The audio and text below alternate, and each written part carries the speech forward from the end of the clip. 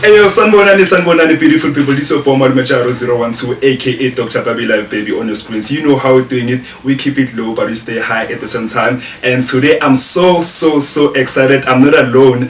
I'm joined by the one and only, Mr. I don't know if I should say Mr. or brother. Russell Zuma. How's it, my brother? I'm good, and you? Very well. Sure. I'm very. It's a pleasure. And thank you so much for coming. It means a lot. Shout out to Real Kopoza Mzansi for giving us the platform. So firstly, I wanted to get into the music, but then because most of us, we know you from with your music. Yeah. So at least if we can begin with where you're coming from, your name, because of even myself, I only know like Russell Zuma. I don't know what's his name, where is he coming from, what's happening. Yeah. So can you please give us like intro or summarize the background before your music, your journey before the music? Igama lami mina nguNkosi Khona Russell Zuma igama lami la ngolomampela. Yeah, so ngisuka eKZN eDurban endaweni kuthiwa kwaNgcolosi la ngikhulele khona. So before ngifika music bengidlala ibhola bengishaya isoccer in KZN la KZN ngeke ngidlala iJozi ngayi soccer. Music where was music by that time? Bengekho music engcondweni. Yeah, bengekho engqondweni music that time, but bengazi ukuthi nginale talent because ngisuka ku family vele yenza music. So that's where it coming from. Bengayinakanga talent benganakanga ukuthi Of course. So from KZN, like when did you come to Joburg? What's happening in intense ukuthi niphume KZN ni move it to this side? I know say KZN, so after isigele sure nganothanda lo music yabo ngabona ukuthi no ine talent lo music ngiqale emuva because I think bengenza umatric yabo. Okay, so the time ngenza umatric so imatric uyenzela kuphi? KZN. Okay, yeah. So ngenza KZN, so bekune function nje yabo isigele yabo lama functions esigele. Yeah. So besenza umatric lapho nama so I decided I'm out bengifuna na ukuthi no there's something yabo. Got you. Yeah, so ngathi mina share music engaba faka lapha nalapha. Faka lapha. Yeah. Of course. Yeah, so we assembly as a performer again. So mengiqala iculo, I think time wakusha phela even 2 minutes. Okay. Ngabona sengibanjwa ama t-shirt emoyeni yabo like babe surprised ukuthi okay actually lo muntu lo ucula kanjena sengihlala uma 5 years high school ngiveza talent lami bakhala ngaleyo nto. So uyaqala lapho wabona ukuthi nama actually lento lengiyakhona ukuyenza. Angeke nje then ngajoin i-local choir yabo. So kungasho umuntu wase stradini like in the streets like izinto bozenza like after school bekudlala ibhola until uzo discover ukuthi actually une talent na ku music. Yeah, ibhola bengidlala saseskele. Got you. Saseskele. So moving into eGoli. Yeah, so adala so si recorder ingoma sifaka kwenye kwenye site kuthiwa data file host. Okay. Yeah. Then bengisipana nabo khona amajita kuthiwa abo Muser yabo. Okay. Engwathole na kuma Facebook yabo. Muser Insaneristo. Then saqala ukwenza i-house music yabo. Okay. Then message house music What year is this? Angisakhumbuli. But then okay. So if naqala ukwenza music benisebenzisa like FL Studio or for recording? FL Studio. FL Studio. FL Studio. Okay. Yeah, so let's upload the music so fanele share i-link yakho on Facebook. Yes, to everyone. Yeah. Lapho data file host. Okay. Music wahamba kanjalo. And then lapho ngathola I think Soultronics. Way Artwork Sounds. Okay. Way Artwork Sounds. Yeah. Sa ringa naye. Introduce ku George Leslie. Yeah. George Leslie from your track. Yeah. He lands you right. Yeah. Yes, shout out. So being introduced kuyena senze isingle yethu yokuqala babethi ishumi leminyaka. Shumi leminyaka. Yeah, ishumi leminyaka. Okay. Beyistala sabo George Leslie na at that time kade saka se industry. Yeah, beku industry Kade saka upload. Yeah, ngapha la iChoose. Yeah. Okay. So lapho libekistala sabo ilingoma yakho lokistala sabo Sunny L musician. Sunny musician. Yes. Baby Sunny le. Yeah, ngiyazi igama lakho. Okay. Nama ngiyazi babe ngiyayithola yabo umsaki. Yeah. Ubume bumanga. Yeah, we sound njalo. Okay. So the times is I music. Then wangeni piano, yabo. Which is maybe early 2018, 2019. Yeah, la wangeni piano. Sabonsela sha sathi no asizame something yabo. Cause ipiano ya pop at the time like so yabo uyawuza ngepiano everywhere. Yeah, nale ngoma bimnandi but ingabambe just. Okay, ingaphika. Yeah. Okay. So decided no wasenze asizame piano. Yes. So ngisase KZN ngaleso sikhathi because bengirecorda ngale KZN. Oh. Yeah, so bengirecorda endlini. So ngenze ama vocals I3. Yeah, I3. I think sinikeza uKabza e1 sinikeza uKabza uhlangana kuphi naye at the time? No, ngithi siconnector ukhona uGeorge ngapha, George Leslie. Oh, yena sekasebenza nabo Kabza nabo nabo vele bekudala vele khona kwi-industry. Okay. So ngirecorda ama vocals awu2 I3 I mean enisinike uKabza esayinikeza uAbidoza. Oh, sure. Sayinikeza uKabza which is Healer. Kaba Khanani. Oh, which is Healer. Yeah. Wow. So just by jumping into amapiano nje phela sona nale idea lebo Healer. Yeah. Wow. Yeah, so cause and you just trying you like you don't know ukuthi kuzenzakalani. I would likely no Kaba waspana kuyo. Okay. Yabo yapopa i-track. Which is Healer Nhliziyo. And it became what it is today. Yeah. So okay. Lapho okay ngishaye Healer ne. So usasemakhaya. Sase KZN yavaya. Yo. Seyireleasiwe. Yeah, ireleasiwe. Ngazwakala ngashuthi video phindele ngabuyela emuva because bengayanda okuhlala that time yabo. Okay. Yavaya ngashala umagiginyana uma 5,000. Manje bathi okay, so manje bathini wait, iHealer Nhliziyo iphumile. Endlini sebayazi ukuthi upush music. Yeah, bayazi endlini. Manje iHealer Nhliziyo iyaphuma. What's happening? Sebathini manje ekhaya? Babe happy because phela we peak na bidlala every day with TV. Every day. Yeah, like it was a must to 2 years ngoma like full ama lyrics. Yeah. Okay. So now Healer Nhliziyo is out there. TikTok bekhona siyarana konke ku TikTok everywhere. Yeah, we TikTok because I think khona la ipushe khona it's Groove Cartel. Groove Cartel, yes. Ipushe khona kuphi.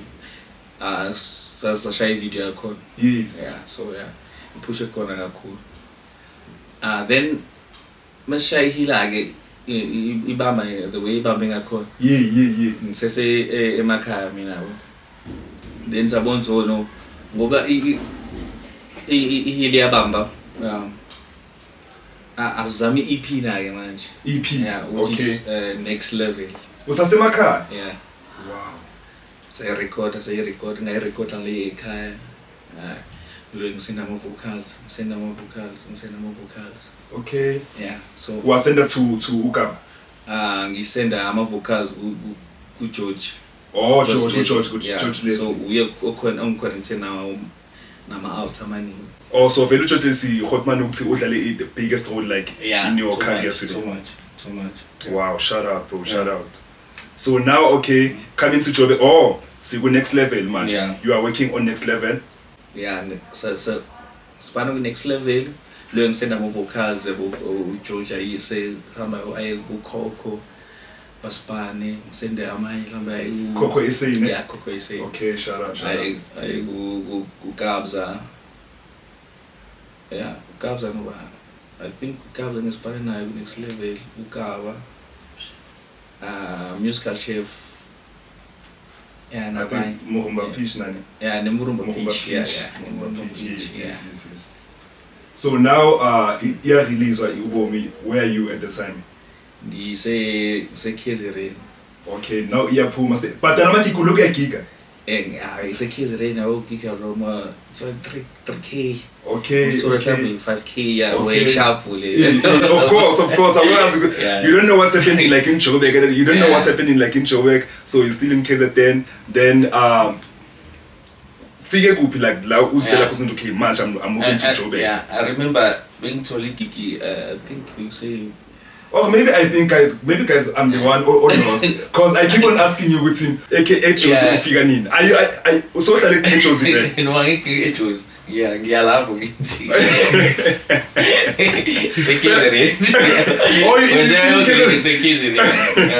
ngiyasho man ngilokho ngithi no okay kwenzeka lokho ngisekizereni yes yeah so ngatholi gig angazi bekuphi ngisakhumbula kahle noma bekusepolokwane okay I think bekuyi first gig yami eboma 15k.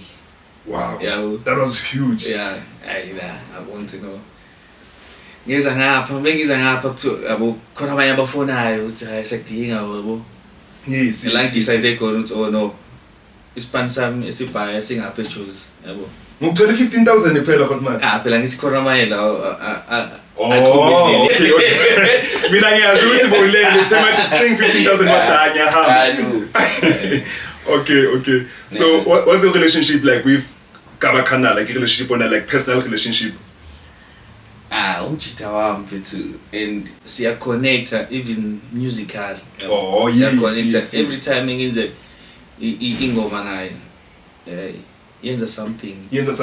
And how to describe like your sound, like it sound like quantity is sound engine because of your music, like it's so ile music le ukuthini like nobo uhamba ngemoto uhamba nomuntu wakho or some maybe it's a Sunday nje kuphela nihleli namachita kuphela niyaziphuzela nyana that's your music. So ungathi describe ukuthi Sunday njani vele because ingoma zakho like it's not the I don't want to mention like other songs. Le ngoma ukuthi ivele yaphuma nje bese sayijavela it goes viral on TikTok then maybe 2 weeks later like gone. But then your music like hence I told you see Hila Kizio I still listen to Hila Kizio namanje. I still listen to your album which is next level. So how would you describe your sound? Actually in a soulful like cause umuntu vele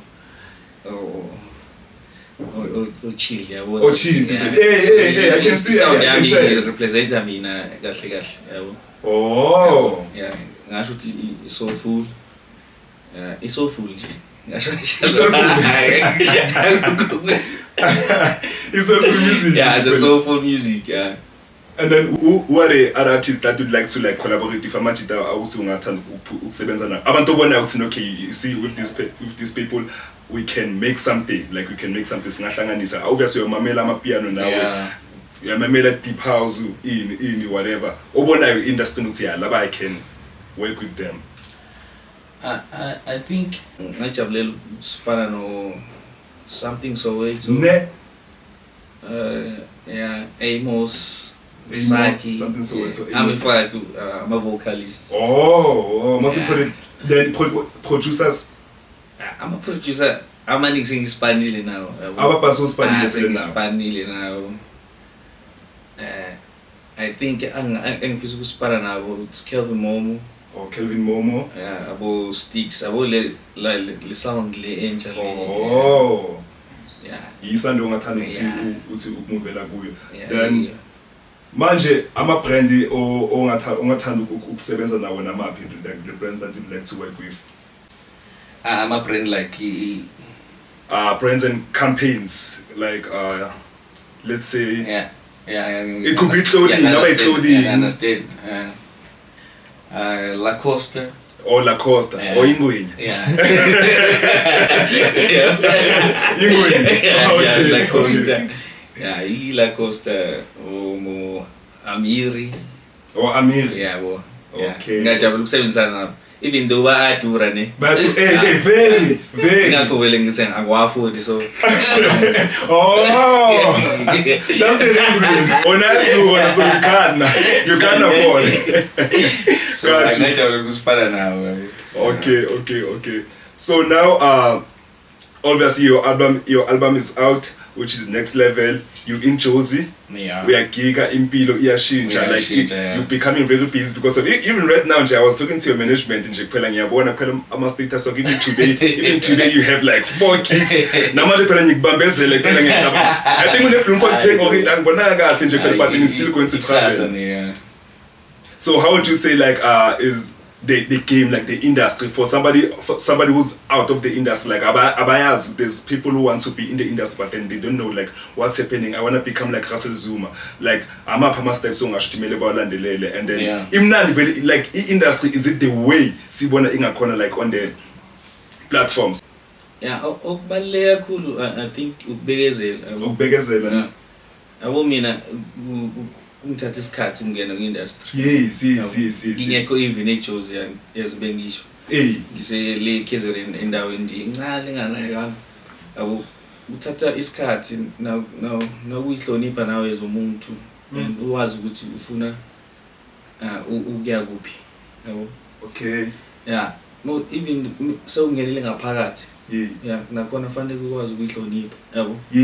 Yeah, ungezwa to Russell Zuma sebenze something yabo. I think akazi uzwe because of amashow wakho like kana amantombazana like amashini wakho amantombazana they just love your music, amantombazana bawuthanda umculo wakho, so like anything that people can say, you know how Twitter is, and then izo boom because of why vele Russell Zuma like umuntu othanda amantombazana yabo ngiziphethe kahle angizenze lezi zamantombazana when it's business ngiyasebenza ngiphindele endlini yabo. Oh wow, man, so that's yona tebaleka kakhulu masongenile ngaphakathi kwi-industry yabo.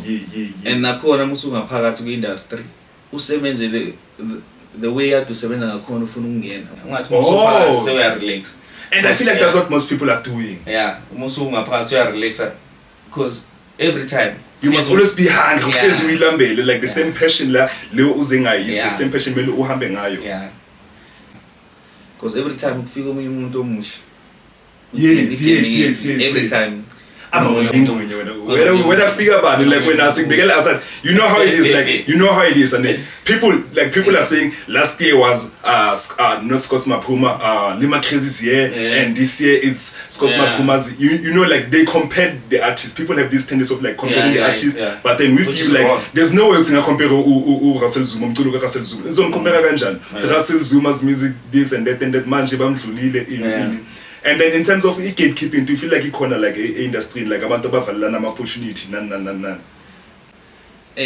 Ayikho manje. Ngasho ukuthi bayikhona kudala kuthana ama companies phela ngawe ezabanye abantu asizigili sikhuluma like ngawe. Do you feel like ikhona gatekeeping? Maybe there are people that you approaching or what people that you know like abangivalela mina noma yes abavalela wena yes I know ayikho umuntu ongivalelayo. Okay, let's say before Russell Zuma abo Russell Zuma lo uye manje angekho umuntu ongivalelile angifuqa manje izinto zakho vele zazi actually akekho umuntu ovalela omunye umuntu kwi game yabo. Lento engizama uku-explain ukuthi kahle kwi game akekho umuntu ovalela omunye umuntu, wonke umuntu unikiwe ithuba yabo. Sekhona i-internet manje mfethu khona ungena ku TikTok ushayela amavideo wakho uyipopele ubawuzokuvalela lapho. But there's no one. Yeah, so ayikho umuntu ovalela umuntu. As long as upusha nje kuphela talent in and upload. Yeah, upusha nje mfethu. So in terms of love season iphuma nini yona ke? I-love season ngidrope October last year. Yeah. And it's the recent album. Yeah. Recent. So what was happening like at the time, like awubana manje bospana nabo, and how was the sessions kanjalo? Yeah, love season ngisipana. And then why did you decide to okay this is love season and then we drop it October, but then it sounds like it's it sounds like something big. I think we drop it February, of course. Yeah. Because I was listening. Amanxeba is my favorite song from love season. Amanxeba. Thank you. I-love season ngidrope last year. Yeah, and ipusha kahle. Yes. Kamnandi. And ngisipane nabantu engisipane nabo kwi Next Level. Then ngasing either aba few abanje go Deep Sen. Yeah. Shout out. Abo abo Dumi, abo Zethu, Mthunzi, Sinomsolo. Wow, Yeah, wow. Baning. Okay, guys, let's listening is out there. Make sure you go stream that shit like right now. Like yeah, make sure. Yeah, she's. I'm just saying it's I'm just now. Yeah, man. Yeah. So we decided to go to get a love season. Why? We think it's a love season. We the time we release a next level. Yes. Ingoma abayithande kakhulu abantu kube angikazi. Oh, Angikazi, yes. Angikazi was going like viral, especially on TikTok. I don't know on the numbers, but on TikTok. Yeah, same thing. Like Big Mele. So abantu bangithatha njengomuntu lava special. Yes. So Kat, there's one question that you like it's got to be discussed. Yeah. The writing process. Maybe like a mini breakdown healer. Oh, healer, of course. In the writing process, so how did he, like transcend that idea into like lyrics? Yes. Like we Paleganjan, was it like, I don't know, man. It's because there are different types of vocalists. There are those. You can just phrase it, gahle, so that you can edit it, gahle. You can just ask it. I was just saying to you, just add that one in the conversation. So was it? Like just imagine in terms of the writing process. Okay. Healer specifically, or any other song that you do. Yeah. Okay. Yeah. Cool. Oh yes. So about healer, your track healer with Kaba Kanal, and George Leslie. How did you write that song? Like, was it like because of we have different types of like vocalists? There's people abapala like Nyengondo Pela, then there's people who believe in pen, abanye phone, and then what was happening at the time? Ufike nale concept layer. With most of your songs, but now I'd like to focus on healer because it's one of those songs like that most people related to. Yeah. Well, I won't fit mouse of Jolly. Yeah. Songs I told Ngazi. Nyachola. Asiba bafana nyachola. Yeah, mouse of Jolly. Kenze sometimes ukuthi niyaqabana mhlambe leso sikhathi yes. I know yangisakufuni man yabo leyo nto leyo. Also what's about you? Yeah, ngangikliso simo leso Oh. Yabo ngaleso sikhathi ukuthi mina ngibhali ke mhlambe ukubhala ngepens ngingena kwi-mic nje ngicule lento engiyifilayo. So ngangikuleyo. Then Ubomi, cause like one of my friends that just loves Ubomi. That one right here, Franklin Tandu Ubomi. Ha. So like what was happening? Who's the person that you umfishakile la kuBomi? Lo iqalayo mama yelana. Angikhohle igama lomuntu. Yo. And this of my brother bakhohliwe. Yeah. Bele sikale phansi, bele sikhasi. Makuso understand like you beast. Uapi. Oh. Yeah, Ubomi ngibenze no Api. Oh. So I think Uapi uyena odlala irole enkulu kakhulu kuBomi. Okay. Yeah. Uyena odlala irole enkulu kakhulu kuBomi because bayenze beno George ngingekho. Okay. Yeah. Then bakusendela yona. Yeah. Then ngafika bese ngingapha eJozi I think ngeza ngala eJozi ngama gig then ngafika ngadlula kuJoji. For session yabo. Then I iphathi yami kuyona. So uApi I think uyena udlala irole enkulu kuBomi. But shout out to Abi, but then now you like you. So in terms of the legacy, like what legacy would you like to leave behind? Like ufuna abantu one of the days so just ayazi namhlanje ngithatha ukuhlala phansi or whatever, not necessarily like ukuthatha ukuhlala phansi, but then nje how do you want people to remember you?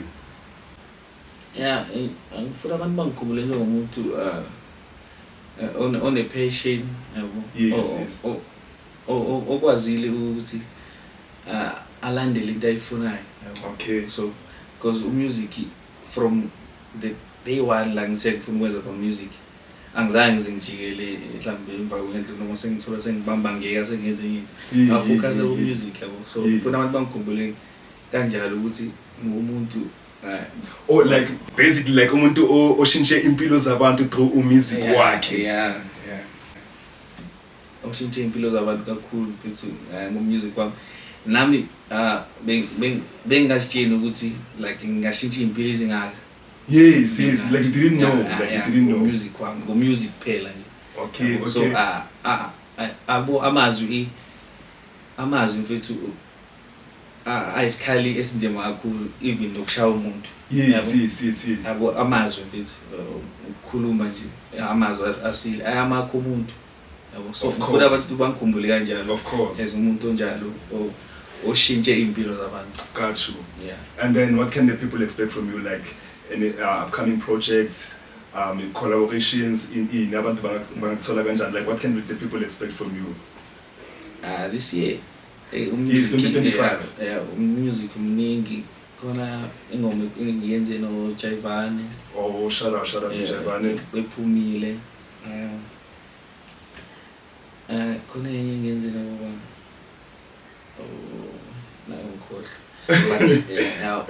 ngispana no Stoki vela akaka-release kunema track esiwenza naye. Oh yeah. And also Uyams. Okay. Yeah, and them two there. Them two there also. Yeah, so khona enye i-project engisebenza phezu kwayo kodwa yona isayimfihlo nyana ke. Okay. So yona kune-project engispana kuyona. Okay, awufuna ukumkhuluma. Then out. For sure is about Nandi, yeah. And then visuals, like we're not shooting anything. Obvious, so shoot. This year we shoot Amanweba. Yes.